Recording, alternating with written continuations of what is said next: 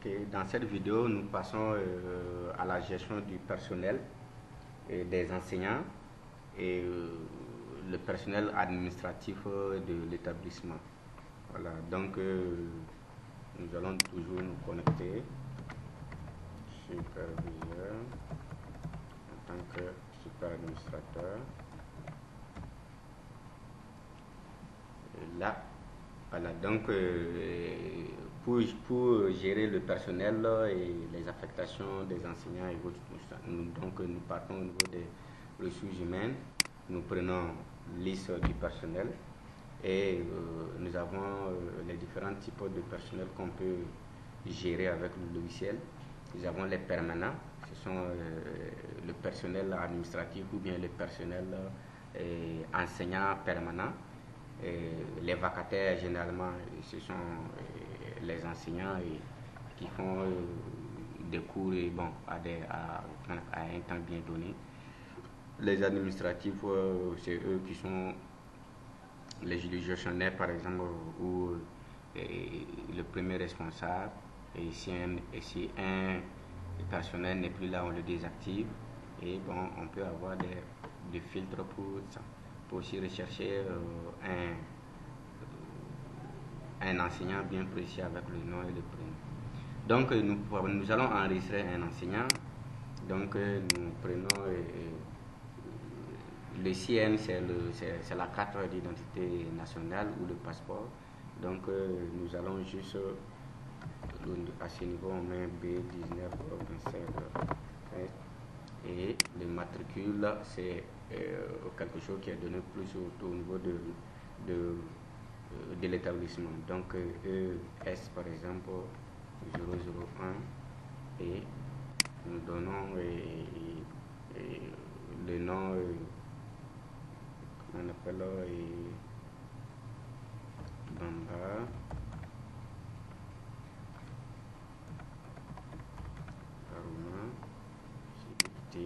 Le nom c'est un monsieur.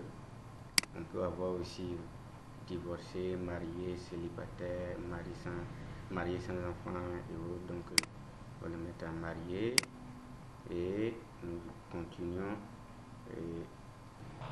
Et je continue.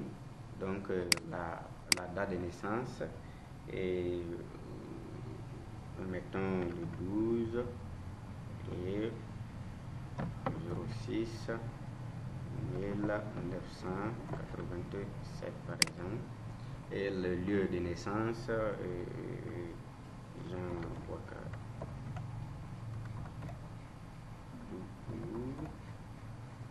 Le pays c'est le Burkina Faso.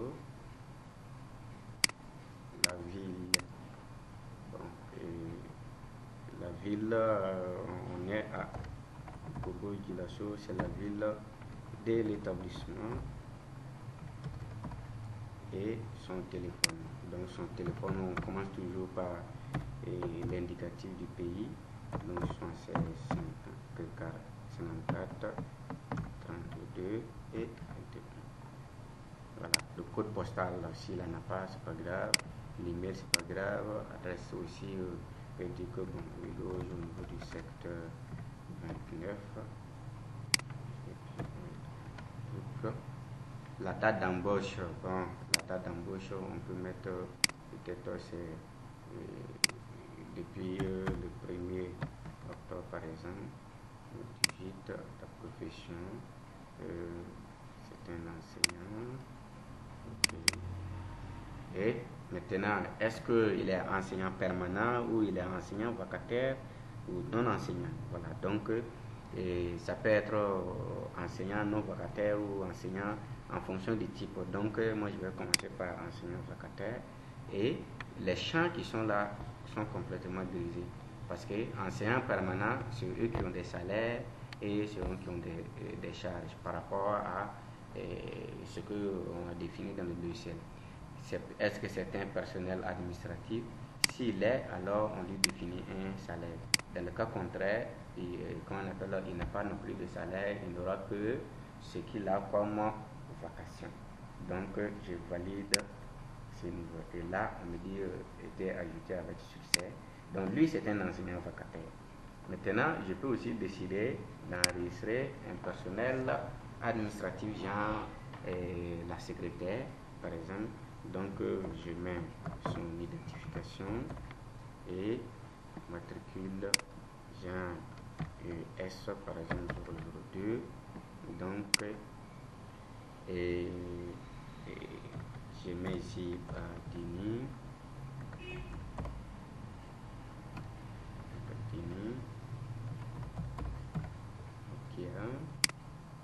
Madame, et je marié, je laisse ça par dépôt, ou il peut mettre aussi célibataire aussi, et la date de naissance 31 et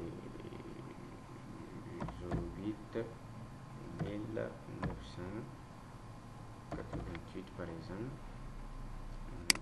et lieu de naissance Uruguay. Le pays c'est Burkina Faso. La ville du Burkina Faso. Son numéro de téléphone 22 6 22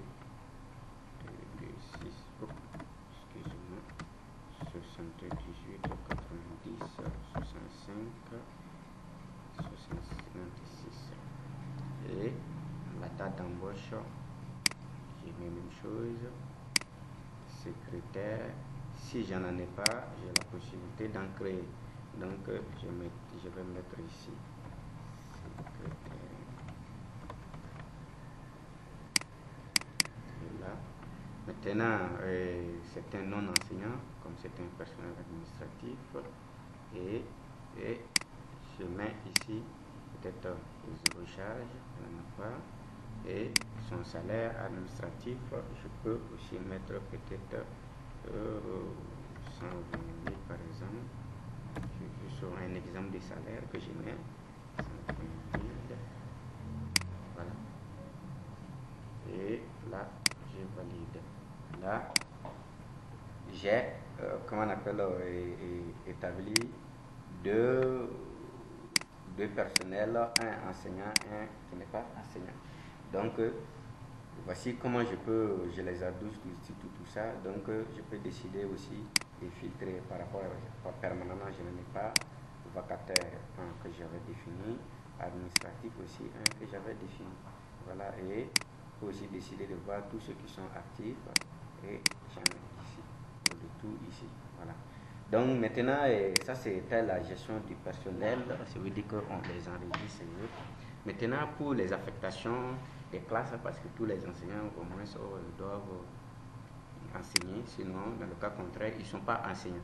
Donc là on prend affectation des classes, et là nous avons sa fiche, et au niveau de l'affectation ici on ajoute, voilà. Donc on fait ajouter une ligne. Par exemple, ce professeur, c'est un professeur, il enseigne en 6e, mais c'est un professeur d'anglais. Le coefficient de la matière c'est 2, la moyenne c'est sur 20, il n'est pas professeur principal. Donc, on ajoute, c'est anglais, mais il enseigne aussi le français. Voilà. Donc, c'est juste des exemples. Hein. Voilà, donc c'est sur 20. Et j'ai défini comme ça toutes les matières que l'enseignant enseigne dans la classe, dans chaque classe. Voilà. Il peut enseigner comment on appelle, il peut enseigner aussi anglais dans la classe de 5e. 2, 20. Tout comme il peut encore aussi enseigner le français dans une autre classe, en 3e. Donc là-bas c'est français. Ok, ce n'est pas fini. Et coefficient 3 et voilà. Donc il faut dire que ici, il faut qu'on s'explique correctement. Il faut les matières qui sont enseignées dans la classe ce sont ces mêmes matières qu'il faut définir ici et par enseignant. Voilà. Si une matière n'a pas d'enseignant, il ne faudra pas l'affecter à la classe, tant aussi longtemps qu'il n'y aura pas d'enseignant. Sinon, au niveau de la saisie des notes, il y aura des matières qui seront là mais qui n'auront pas de notes. Il faut que l'affectation des matières, on a vu dans la configuration, l'affectation des matières par rapport aux classes. Voilà. Donc il faut que ça soit la même chose. Donc une fois que ça c'est fait, je valide ici et j'ai, comment on appelle, les matières qui sont enseignées. Donc si je regarde ici, matière classe, donc j'ai 6e anglais, 6e 1 français, 5e anglais, 3e 1 français. Voilà. Donc les matières qui sont enseignées, comme je vous le disais, on les avait définies à ce niveau-là. Et si on prend 6e, dans 6e, nous enseignons au premier trimestre, voici comment on appelle les matières que nous avons définies là. Voilà. Donc, l'erreur que les gens font, ils définissent pas des matières, toutes les matières ici, et ils partent les affecter au niveau de la classe, alors que à ce niveau-là, c'est pas encore défini. Ici, c'est obligatoire. Il faut que ça soit bien défini. Toutes les matières doivent être bien définies ici, avant maintenant d'aller maintenant au niveau de la classe pour les définir, pour les donner aux enseignants. Sinon, vous aurez, comment on appelle, une discordance entre ce que vous avez donné, vous avez affecté au niveau de la classe et par rapport à ce qui est, qu'on appelle enseigné. Non, il faut que les matières qui sont affectées ici soient les mêmes matières que vous affectez au niveau des enseignants. Voilà, il faut que cette configuration-là soit bien faite. Si la configuration échoue, la configuration n'est pas bien faite, je vous répète, au niveau de calcul des notes, au niveau de la saisie des notes, vous aurez des problèmes. Et là, ce n'est pas intéressant. Voilà. Donc, quand je regarde ici, nous avons au premier trimestre mathématiques, physique, chimie et maths et français en 6e.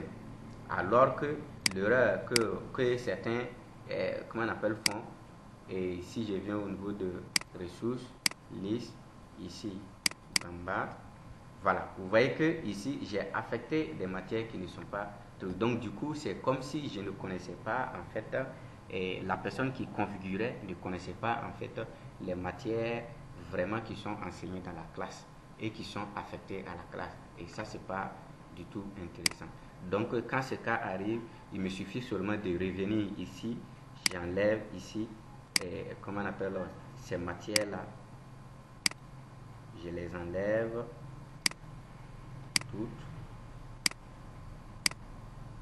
Je vais sauvegarder d'abord, mais je reviens pour voir quelles sont les matières qui sont enseignées en classe de 6e qu'on a affectées. Donc là, par exemple, je vois que si je prends le premier trimestre, au premier trimestre, je n'ai que 3 matières, mathématiques, PC et français. Donc, en ce moment, je repars au niveau de mes affectations. On me dit que je n'ai que mathématiques, donc en supposant que cet enseignant, il enseigne en 6e, donc je ne vais qu'affecter mathématiques, qui est coefficient 5, et comment on appelle la moyenne, c'est sur 20, et comment on appelle, supposons qu'il enseigne aussi. C'est juste des affectations, c'est pas vraiment en temps normal en tant que tel comme ça que bon, ça peut arriver que le professeur enseigne les deux matières dans la même classe, c'est pas grave. Mais aussi, qu'on appelle, il enseigne les deux. Donc voici les deux que j'ai définis aussi. Donc peut-être un autre enseignant va prendre français. Donc là, je valide. Et là, j'ai, comment on appelle, mes deux, comment on appelle, matières qui sont là. Et voici comment j'affecte les différentes matières au niveau des enseignants et comment je peux aussi les enlever par rapport à ce qui n'a pas été affecté dans la classe. Voilà, donc il faut vraiment comprendre cette configuration-là. si cette configuration n'est pas bien faite, vous aurez des problèmes au niveau, non seulement au niveau de la saisie des notes, au niveau aussi des bulletins, et vous allez avoir vraiment pas mal de petits problèmes par rapport à ça. Voilà, donc en même temps, comment on appelle, on parle aux techniciens qui doivent vraiment faire le travail et aux formateurs qui doivent les former, et les chefs d'établissement et autres, les administrateurs par rapport à ça. Il faut que les configurations là soient bien faites, il faut que les matières qui sont enseignées dans la classe soient bien configurées et bien affectées aux enseignants, ce qui va éviter vraiment des problèmes. Et une fois que cette phase est bien faite, je pense qu'il n'y a plus rien, parce que c'est durant toute l'année que vous avez, c'est juste des petites modifications de temps en temps par rapport à un enseignant qui a été affecté ou bien qui n'est plus là. Et puis c'est tout. Voilà. Donc, cette partie, c'était vraiment pour la configuration et les affectations en fait, des matières dans les classes. Voilà. Donc, pour toute question, il faut toujours, n'hésitez pas à contacter nos techniciens sur le terrain, ou bien nos formateurs sur le terrain. Vous pouvez aussi nous revenir tout le temps, poser des questions pour bien comprendre comment cette partie fonctionne, pour que l'établissement puisse bien rayonner et que toute sa gestion soit beaucoup plus fluide. Merci.